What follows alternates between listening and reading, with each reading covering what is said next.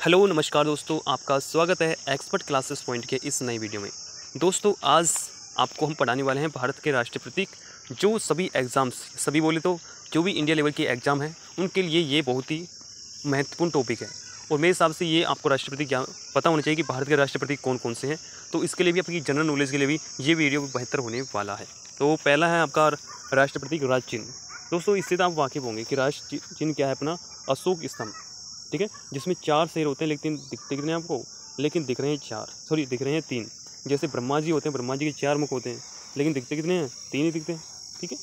और देखो इसमें नीचे क्या दिख रहा है, इसमें देखो नीचे लिख नहीं रखा, इसमें दे रखा है, देखो एक तो है इसमें घोड़ा और एक इसमें सांड, और इसमें एक है आपका अशोक चक्र दिख रहा है, ये अशोक चक्र जिसमें 24 तीलियाँ होती हैं, और इसमें नीचे लिखा होता है कि सत्यमेव जयते, यानी हमेशा सत्य की जीत हो, ठीक है। अब देखते हैं इसके बारे में डिटेल, थोड़ी सी डिटेल क्या है कि इसमें 4 एशियाई शेर होते हैं। कितने? 4 एशियाई शेर होते हैं जो एक गोलाकार अबेकस पर पीठ की ओर जुड़े होते हैं। और राज चिन्ह के निचले हिस्से में 4 नहीं होते हैं, 2 छोटे जानवर जो आपको मैं बता दिया, एक तो होता है आपका घोड़ा और एक होता है आपका बैल, ठीक है। और राज चिन्ह को भारत सरकार द्वारा 26 जनवरी 1950 को अपनाया गया था। और राज चिन्ह के नीचे सत्यमेव जयते, मैंने बताया आपको कि सत्यमेव जयते यानी हमेशा सत्य की क्या हो, जीत हो, ये लिया गया था आपका मुंडकोपनिषद से लिया गया था, सत्यमेव जयते, ठीक है। ये बात हो गई भाई साहब आपकी किसकी, राज चिन्ह की। अब अगला है आपका राष्ट्रीय गान, जो बहुत ही इंपॉर्टेंट है। जन गण मन अधिनायक जय हे भारत भाग्य विधाता, ये क्या है आपका राष्ट्रीय गान। दोस्तों राष्ट्रीय गान को रविन्द्रनाथ टैगोर द्वारा इसकी रचना की गई थी, किसमें, बंगाली भाषा में। दोस्तों ये क्वेश्चन है जो KBC में भी पूछा गया है कि जो राष्ट्रीय गान है रविन्द्रनाथ टैगोर द्वारा लिखा गया था, ये कौन सी भाषा में लिखा गया था, तो ये बंगाली भाषा में लिखा गया था। याद रखना कौन सी भाषा में, बंगाली भाषा में। और इसमें कितने, पूरे 5 पद है इसमें, और इसका पहला पद राष्ट्रीय गान का पूर्ण संस्करण है, और इसको गाने की अवधि होती है 52 सेकंड। सब जानते हैं ना कि राष्ट्रगान को गाने की अवधि होती है 52 सेकंड। और राष्ट्रगान जन गण मन को पहली बार 27 दिसंबर 1911 को भारतीय राष्ट्रीय कांग्रेस के कलकत्ता अधिवेशन में गाया गया था। तो क्वेश्चन क्या बनता है कि राष्ट्रगान को सबसे पहले कहाँ गाया गया था, भारतीय राष्ट्रीय कांग्रेस के कलकत्ता अधिवेशन में गाया गया था। और यह भारतीय संविधान द्वारा 24 जनवरी 1950 को अपनाया गया था। तो राष्ट्रगान को भारतीय संविधान द्वारा 24 जनवरी 1950 को अपनाया गया था, और इसका अंग्रेजी में प्रतिपादन भी अपने रविन्द्रनाथ टैगोर भाई साहब जी ने किया था। ये बात हो गई भाई साहब किसकी, आपके राष्ट्रीय गान की। अब चलते हैं अगला कौन सा प्रतीक अपना। दोस्तों अगला प्रतीक आपका राष्ट्रीय गीत, कौन सा आपका राष्ट्रीय गीत में हम पढ़ते हैं कि राष्ट्रीय गीत भारत का राष्ट्रीय गीत जो पुस्तक आनंद मठ से लिया गया है, किसके द्वारा, बंकिम चंद्र चटर्जी द्वारा। इसको रचा गया था संस्कृत भाषा में। कौन सी भाषा में, संस्कृत भाषा में इसकी रचना की गई थी। और यह पहली बार भारतीय राष्ट्रीय कांग्रेस के 1896 में गाया गया था। देखो राष्ट्रगान कब गाया गया था और राष्ट्रीय गीत कब गाया गया था, तो कन्फ्यूज़ नहीं होना है। आपका राष्ट्रीय जो गीत है भारतीय राष्ट्रीय कांग्रेस के 1894 में गाया गया था, और इसका अंग्रेजी में प्रतिपादन किया था श्री अरविंदो द्वारा। तो पूछ सकता है कि राष्ट्रीय गीत का जो अंग्रेजी में प्रतिपादन किया था अरविंदो भाई साहब ने किया था। और इस राष्ट्रीय गीत ने स्वतंत्रता संग्राम के दौरान कई स्वतंत्रता सेनानियों को प्रेरणा दी थी। यानी जैसे ही राष्ट्रीय गीत की ध्वनि गूंजती, गाया जाता, तो सेनानियों की जो खून है उसमें उबाल आ जाता, यानी वो अपनी देशभक्ति इतनी चरम सीमा पर हो जाती कि वो अपनी धरती माता के लिए कुछ भी करने के लिए तैयार रहते थे। देखो कितनी ताकत है गीत में। अगला प्रतीक आपका राष्ट्रीय ध्वज, इसको तो भाई प्रणाम करना बनता है, सब इसको प्रणाम करवाए से पहले, यही हमारी क्या है, आन बान शान है। राष्ट्रीय ध्वज आपको दिखाई दे रहा होगा ऐसे इसमें कि राष्ट्रीय ध्वज में 3 रंग होते हैं, एक होता है केसरिया, एक होता है सफ़ेद और एक होता है हरा, ठीक है। और बीच में आपका कौन सा, आपका अशोक चक्र जिसमें 24 तीलियाँ होती हैं, ये आपको मैंने बता दिया। अब देखते हैं इसके बारे में थोड़ी सी जानकारी। दोस्तों इसके बारे में जानकारी दे रहा है कि राष्ट्रीय ध्वज का जो डिज़ाइन है 22 जुलाई 1947 को अपनाया गया था, किसके द्वारा, अपनी भारत सरकार द्वारा। और इसकी लंबाई चौड़ाई का अनुपात पूछे तो 2:3, कितनी, 2:3 है इसका ना। तो क्वेश्चन बनता है कि जो आपका राष्ट्रीय ध्वज है इसकी लंबाई और चौड़ाई का अनुपात कितना है, 2:3 है, ठीक है। अगला है इसमें कि ध्वज के मध्य में पहिए का प्रारूप सारनाथ के अशोक के सिंह स्तंभ से यानी चक्र से लिया गया है। ध्वज के मध्य में स्थित पहिए का धर्मचक्र 24 तीलियाँ, यानी इसमें क्या है, जो अशोक चक्र है इसमें 24 तीलियाँ हैं जो आपके जीवन चक्र बताती हैं। अगला है राष्ट्रीय ध्वज का प्रदर्शन।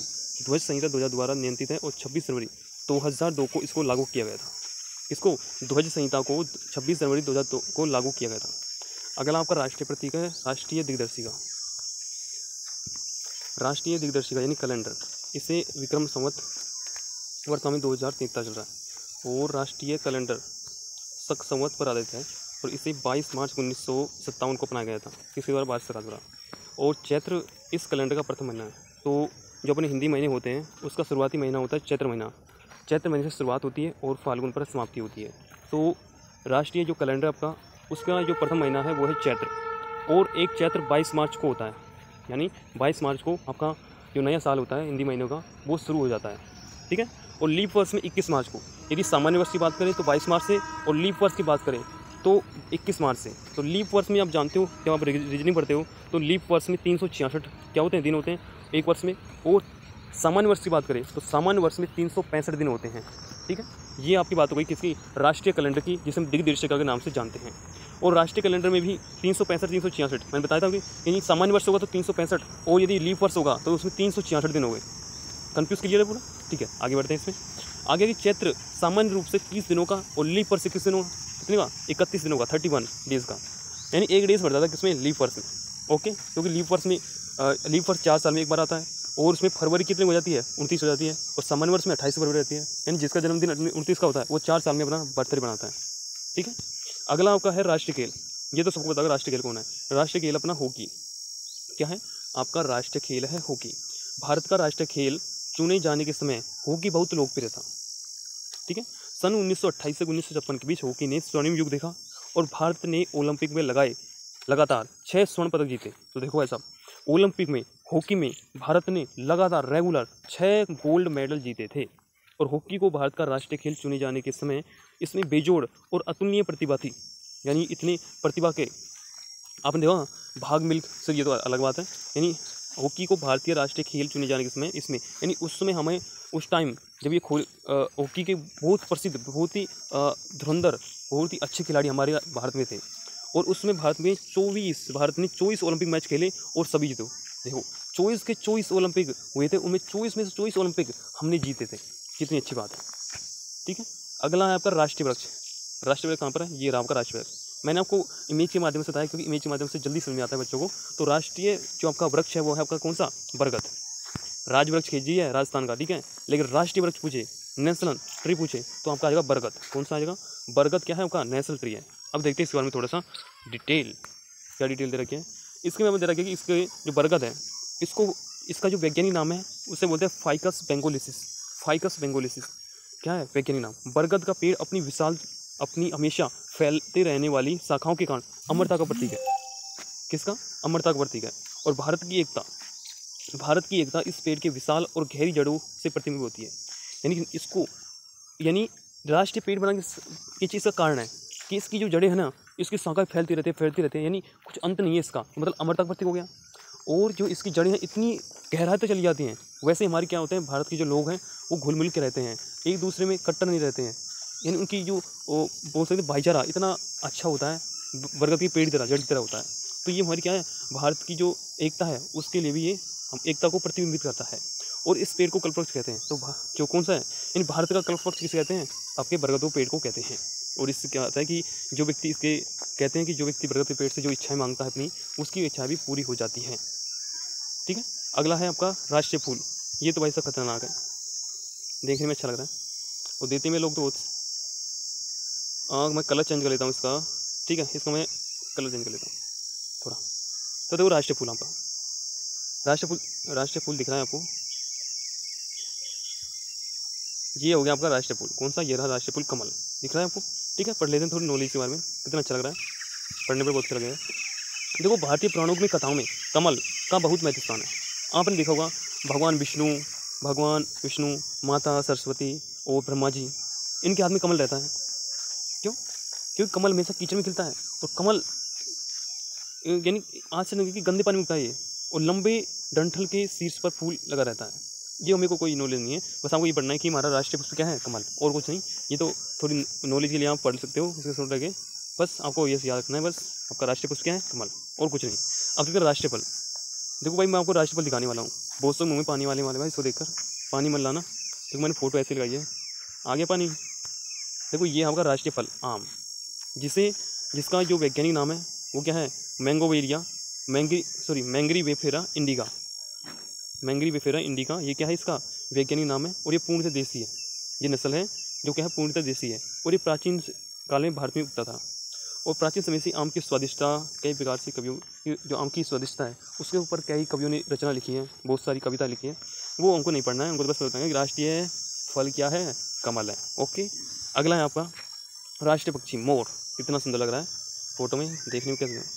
दोस्तों यदि आपके आसपास मोर हो तो उनको संरक्षण दें, क्योंकि ये मोर और ये बहुत सारे पशु पक्षी हैं, पेड़ पौधे हैं, ये हमारी जीवन की, हमारे जो प्रकृति की यही सुरक्षा करते हैं। हमें पेड़ हमें सांस देते हैं।